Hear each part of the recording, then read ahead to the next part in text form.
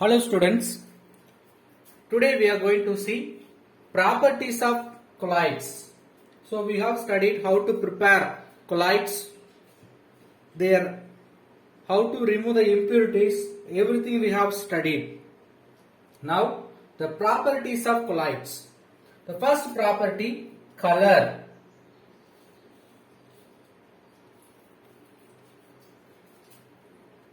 See, the color of the colloid particle is entirely different from the substance in the bulk.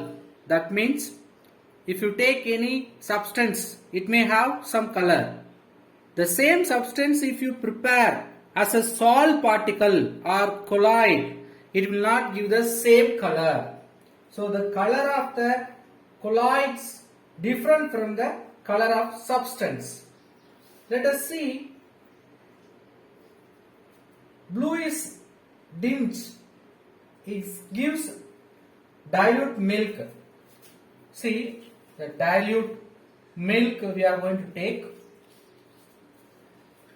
Through this milk we are going to pass two types of light. One is reflected light. Another one is transmitted light.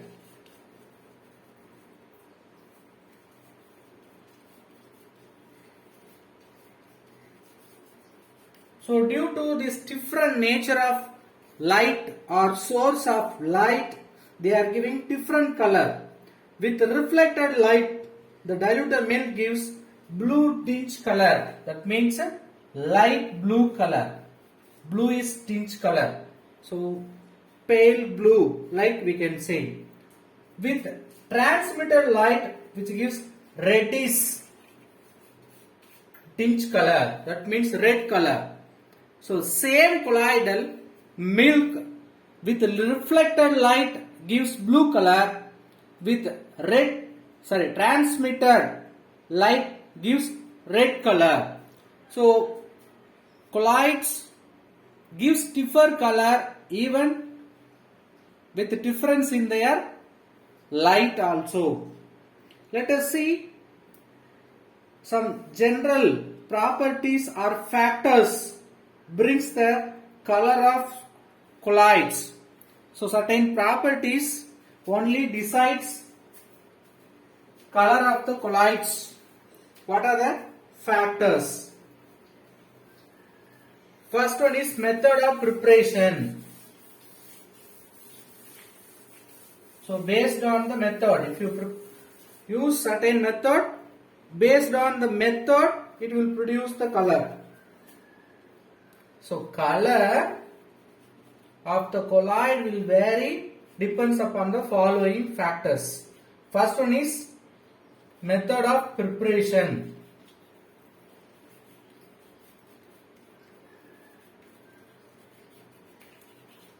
Second one is wavelength of source light. So we will pass the light, its wavelength, based on the wavelength also, which given different color. Then size and shape. Based on their size and shape, they are giving different color. One more, already we have seen, based on the light, whether it is reflected light or transmitted light, based on that which giving different color. Let us see the second property of colloid. Size. So size of the particle or colloid range is nothing but 1 millimicron to 1 micrometer is the diameter of colloidal particle. So what is the size range of colloid? 1 millimicron to 1 micrometer is the diameter of colloidal particle range. Third property, colloidal solutions are heterogeneous in nature having two distinct phases. Usually we know that colloids made up of two distinct phases. Particularly if you say for heterogeneous, it should have two different phases. We can understand by dialysis process, ultrafiltration, ultracentrifuging, we can understand the heterogeneous nature of the colloid particles, which are based on the borderline cases. So heterogeneous, homogeneous means it's okay, heterogeneous means which is based on borderline cases. Then fourth point, what's the fourth property? Filtrability.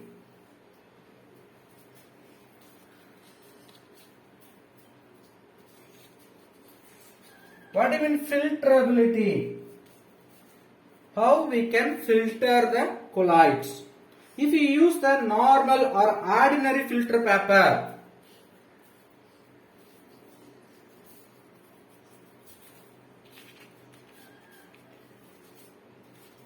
having large porous, so ordinary filter paper having the large porous, in the large porous easily that particle, colloid particle will pass through the membranes. So we cannot use the ordinary filter paper.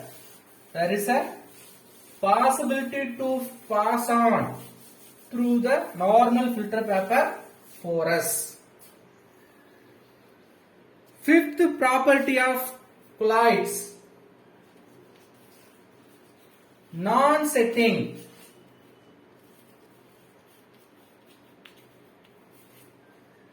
Nature. What do you mean non-setting nature? See, colloids means it will float through the solution, it will not settle down. So that property only called non-setting nature. So we can say they are quite stable. Because of their stability, they are not settling down as a precipitated matter, which is not affected by gravity. Next property, concentration and density.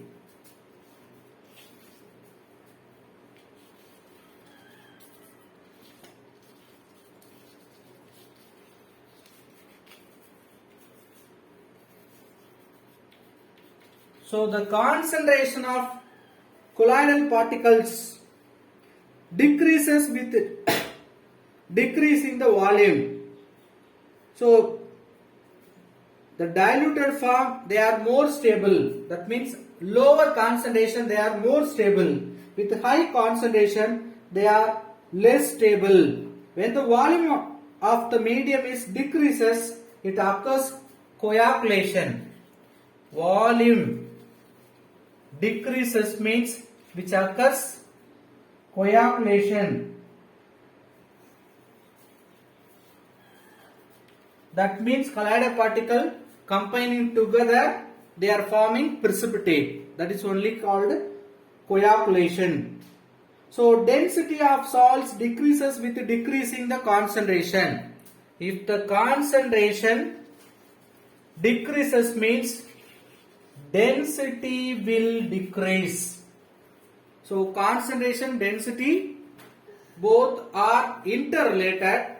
Concentration directly proportional with the density of colloids. Next, diffusibility. How they are passing or diffusing.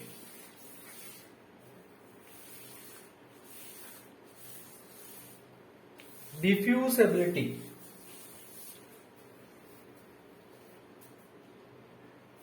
Unlike true solution, colloids diffuses less readily. They are less diffuse. Why they are less diffuse? Because of their larger size, it will not come out from the membranes. Easily it cannot pass through the membranes due to which having less diffuse nature. Eighth one, colligative properties.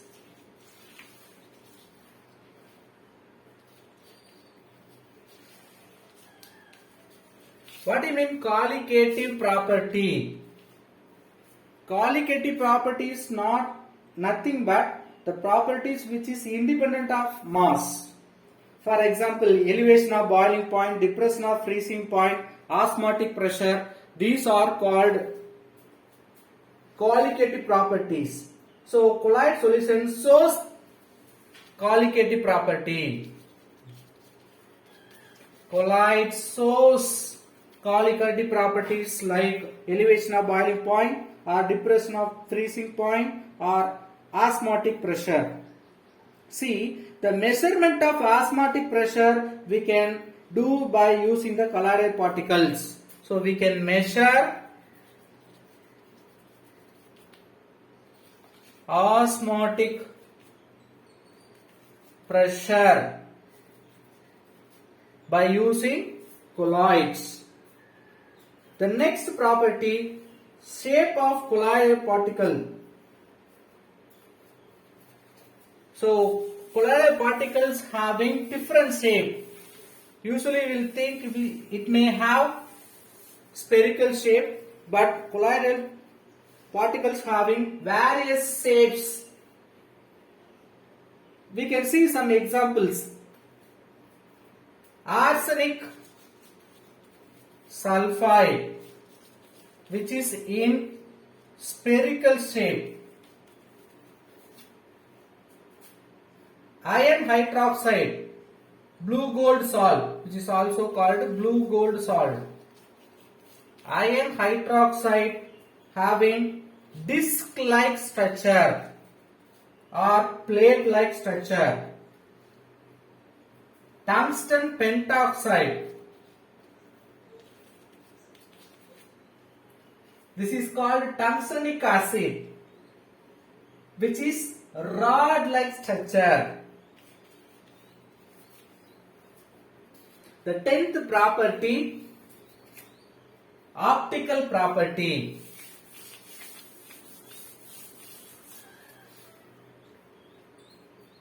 What is the 10th property? Optical property.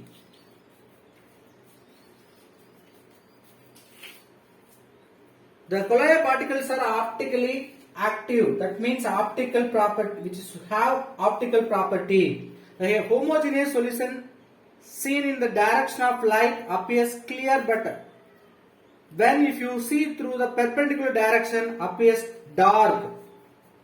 So you take a colloidal solution.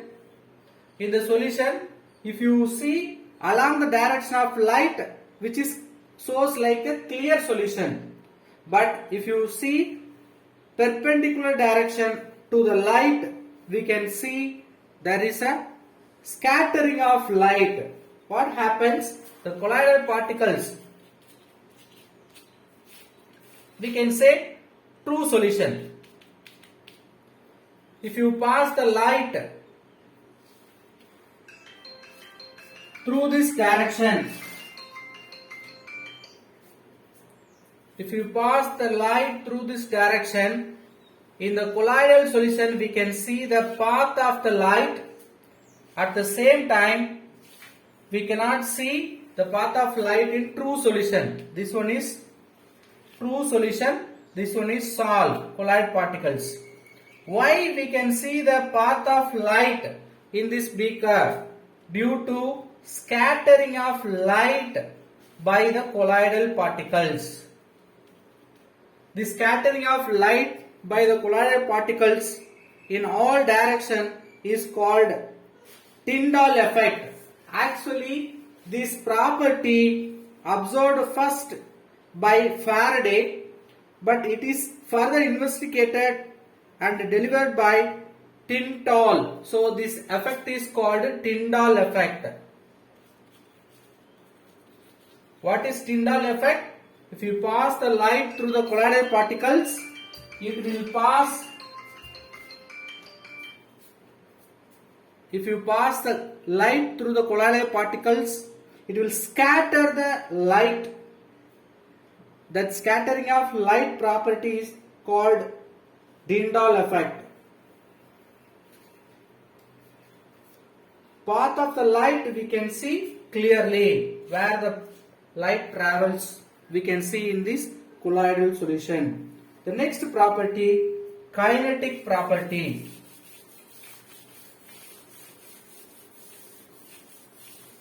So kinetic energy, we know that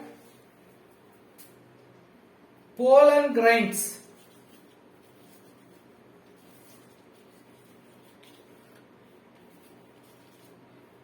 in water, it is suspended in water. If you keep it in the water, what will happen? That pollen grains will move zigzagly, randomly and ceaseless motion. That pollen grains in water which moves random, ceaseless, zigzag motion. So this random ceaseless zigzag movement we can see through the microscope. This movement of colloidal particle is called Brownian movement. See, we can draw the diagram. Colloidal particles may move in different directions.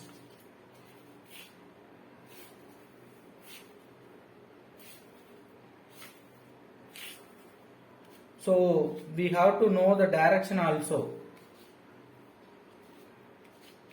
So light which may move in any direction, random ceaseless motion, which is called Brownian movement.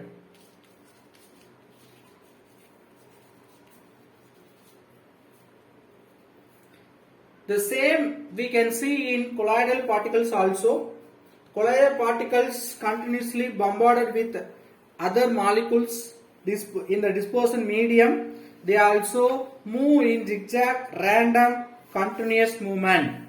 That is called Brownian movement. Let us see from the Brownian movement what are the things we can able to understand. We can learn, or what are the things we can enable with Brownian movement. 1. We can calculate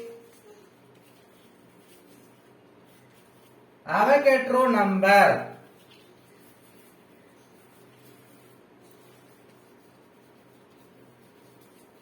Second property, the kinetic energy we can confirm. The kinetic energy of particles we can confirm from this rapid movement of the molecules. So, when the temperature increases, the kinetic energy of the particle also increases. Third property, we can understand the stability of colloidal particles. Why the colloidal particles are more stable? Due to the rapid movement, they will bombard with other particles, so they will not easily settle down, and also they are not affected by force of gravity. So that's why they are more stable. The 12th property, electrical property.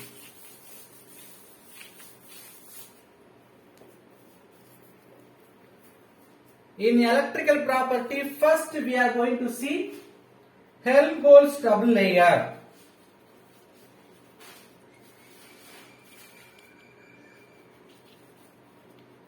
What do you mean Helmholtz double layer? See, if you take one colloid particle, that particle will undergo preferential adsorption. That means selective adsorption. So that particle may attract negative ion or positive ion. That is only called selective adsorption or preferential adsorption. So by the preferential adsorption, it may attract any charged particle. So for example, I am taking negative particles. So it will form first layer on the surface of colloidal particle. So the colloidal particle, this is solid particle, absorbs any charged ions. The charged ions now all are negative charge. It will attract positive charge. So the second layer is nothing but positive charge layer.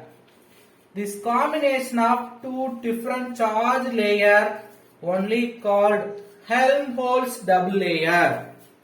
This Helmholtz double layer only makes the stability of colloids. So now you see there is a positive charge in the outer layer. Due to this opposite charge layers, they are mutually repulse each other. So they are very stable in nature. So this is first layer, then second layer. The next electrical property of colloid particles, electrophoresis. See, electrophoresis and electroosmosis, we can understand the colloidal particles are charged in nature. So first we will see electrophoresis.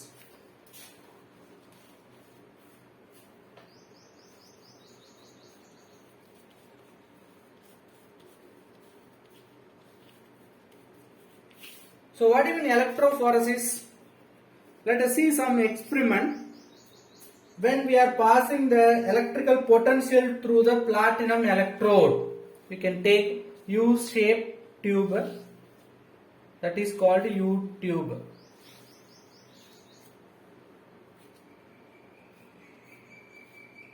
So in that U-tube, we are keeping the electrodes, anode, cathode. Like we have the platinum electrode. It is made up of platinum. We have taken the colloidal solution inside. If you pass the current, what will happen? The hydrophilic salt. We know hydrophobic, hydrophilic. Hydrophilic means which having high attraction between the disposed medium and the disposed phase. That hydrophilic salts will move towards any one of the electrode. Either it may be towards anode or towards cathode. So the migration of salt particle under the influence of electric field is called electrophoresis or cataphoresis. Migration of salt particle or colloidal particle in the applied electric field is called electrophoresis or cataphoresis.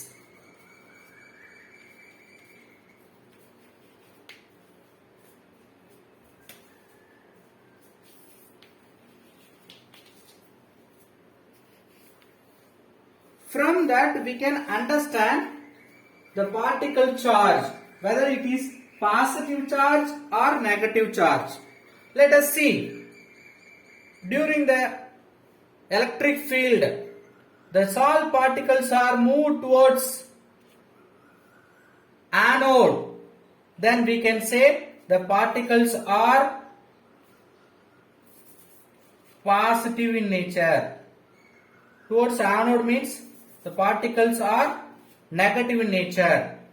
So we can see like this. All the particles move towards this direction, towards anode. Then we can say the particle charge negative.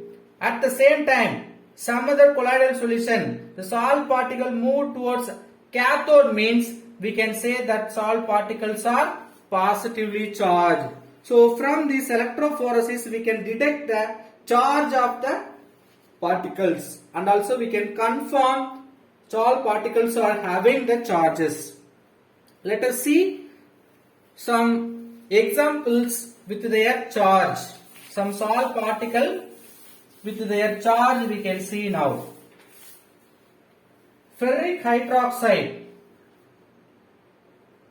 positive charged particles, ferric hydroxide, FeOH thrice. Aluminium hydroxide, AlOH thrice. Then basic dyes. Then hemoglobin. All are example for positive charged particles. The negative charged colloid particles. All inert metals. Salt particle Ag, Au, copper, platinum giving negative charged colloids. Arsenic sulfide, As2S3.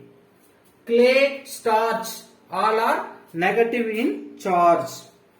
The next electrical property of colloid, electroosmosis, which is just opposite to electrophoresis.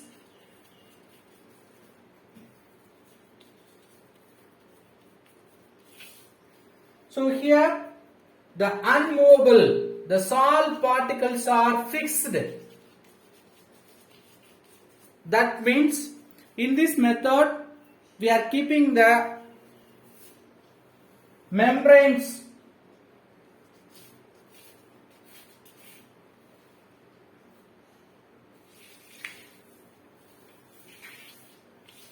so they are membranes we have open here. We can fill the impure salt particles. We have the water level measurement both sides. Now there is an electrode. We can say positive electrode. This side we have negative electrode. Now there is a salt particle. So salt particles are arrested in between the membranes. So salt particle cannot move towards a anode or cathode. Now if you pass the current through the electrodes, what will happen? The salt particle having some charge means the disposed medium having the opposite charge to disposed particles. So overall salt particles or colloids are electrically neutral, but medium carries equal but opposite charge to the top disposed particles. Due to that, the prevented salt particles cannot move towards a opposite charged electrode. Now the disposed medium will move towards opposite charged electrodes. For example, disposed medium negative charge means it will move towards a positive charged electrode. So this side the water level will increase. This side water level will decrease. The disposed medium level will decrease. Based on that we can measure the charge of disposed medium. This movement of disposed medium under the influence of electric potential is called electroosmosis. Remaining we will see in the next video. Thank you.